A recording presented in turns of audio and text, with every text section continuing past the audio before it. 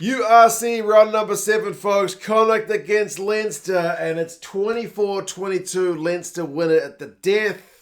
I feel like this is a perfect example. It's one of those games where that kind of big team, in this case it's Leinster, I'm more used to seeing it from the Crusaders, but Leinster don't play that well and still find a way to win. I was kind of rooting for Connacht at the end, the old underdog story, but oh well, man. They had their chances to win that one, as the commentary team kind of said, and they fluffed them, sadly for them. We'll go through some key events and stats, and you guys give us their thoughts.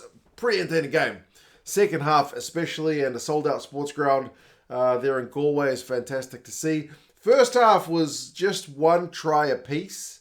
A lot of Leinster handling errors in the first half. I mean, the start of the game was alright. Hansen put in a nice touch finder. Osborne for Leinster put in a nice little dink through, which put Blade under all kinds of pressure, but he did really well with it. O'Halloran unfortunately goes off early for Connacht, but they're doing alright. And they punish a Leinster mucked up lineup pretty early on. Niall Murray with the steal. Ralston goes down the right wing, gets it to Hansen. Hansen gets it to Hawkshaw, who's in just come on. 5-0 lead to Connacht early, and they hold out Leinster for ages. I mean, Leinster got a 5-metre scrum, which takes about 4 times, I think, including a free kick, to get bloody going. But when Leinster finally get the ball out the thing, Harry Byrne just drops it, and the crowd absolutely loves it. They absolutely love it. I mean, they conceded a penalty a minute later anyway, Connacht, so they were putting themselves under a bit of pressure, but Leinster couldn't catch a cold. Honestly, how many times did they drop it? Like, they would go for touch, they mauled it, they lose the ball again.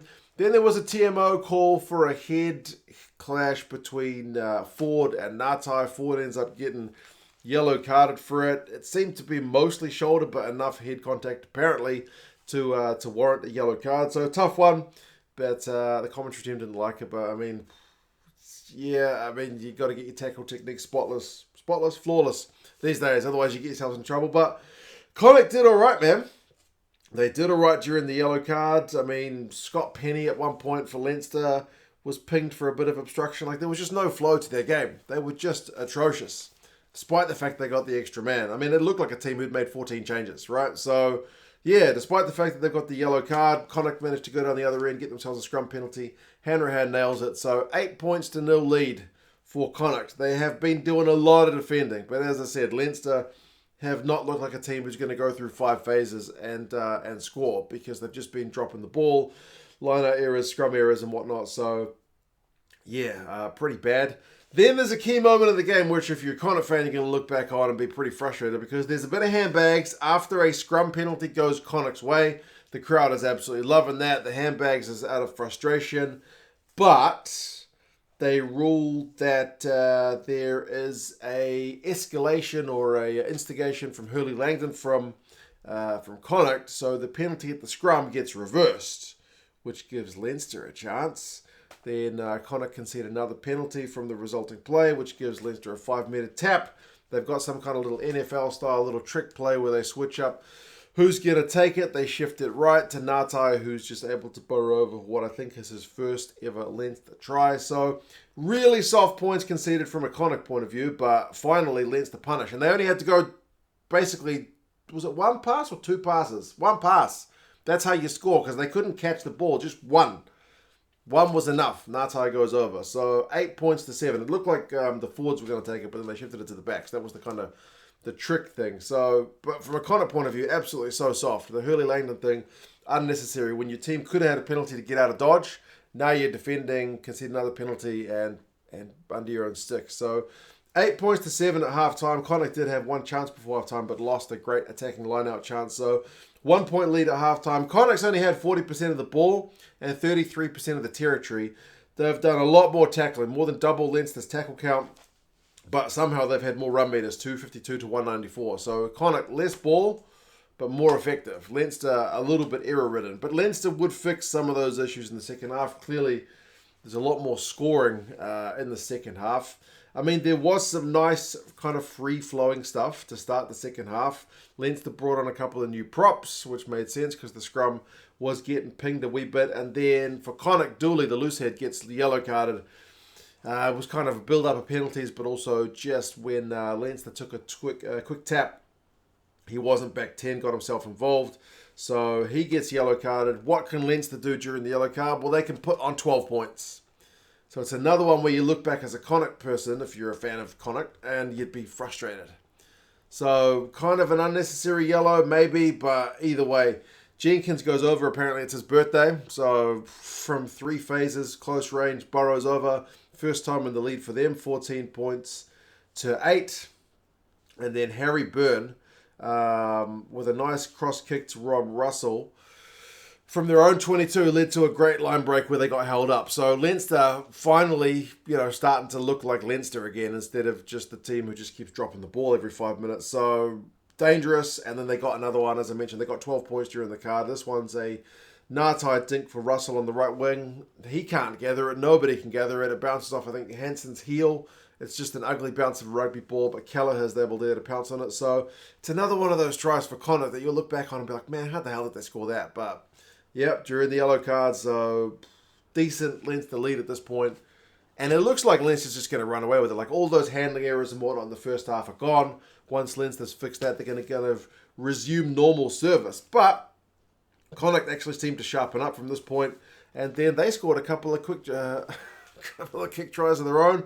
I mean, Blade ends up getting man of the match. I feel sorry for him because he has to do the post-match interview because they picked the man of the match about a minute or two before the end of the game. So they picked him when they were still leading and it was a fair call.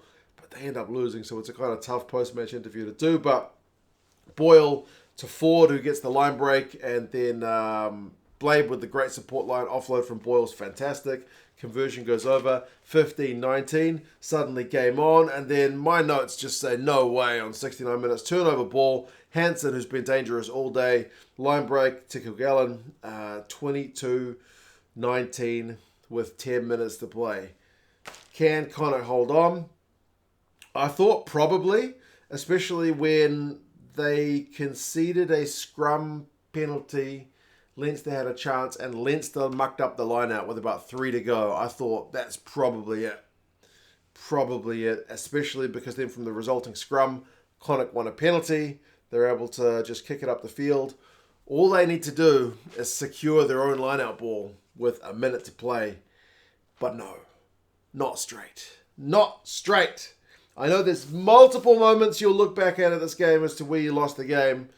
From a Connacht point of view, man, like the Hurley Langdon moment, like I said, like the bounce of the ball for the Kelleher try, but ultimately you're going to look back at that most recent moment, which was the bloody line out, not straight. That's a controllable one.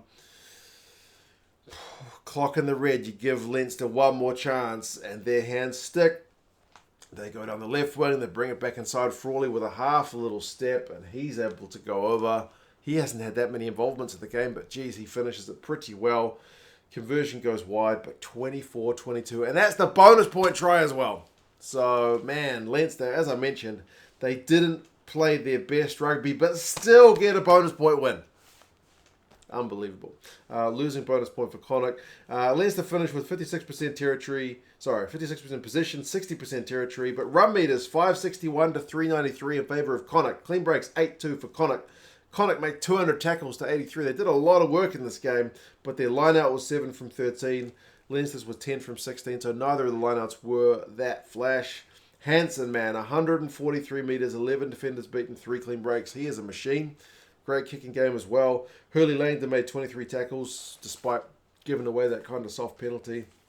Rob Russell, 54 metres, 5 defenders beaten. Jenkins made 16 tackles and scored a nice try. But there you go. Leinster find a way to get it done. We move to Europe next. I'm not moving to Europe, but Champions Cup action is on, so I look forward to seeing how that is going to go. URC will take a little bit of a break, but I would imagine this win will probably send Lens to the top of my power rankings. But we'll kind of have to wait and see. You guys let us know your thoughts on the game. Crack and finish goes down to the wire. I'm still a bit gutted for the Connacht boys, but that is just what sides like Leinster do. If you want to see this jersey walking around a Chinese beer museum, I'll put a link up there. I went to a Chinese beer museum back in April, just between you and me. It's probably not going to threaten the Guinness tours in terms of giving you something to look at and drink beer, because it was weird. But anyway, you guys let us know your thoughts on the game. Talk to you guys again soon. See you later.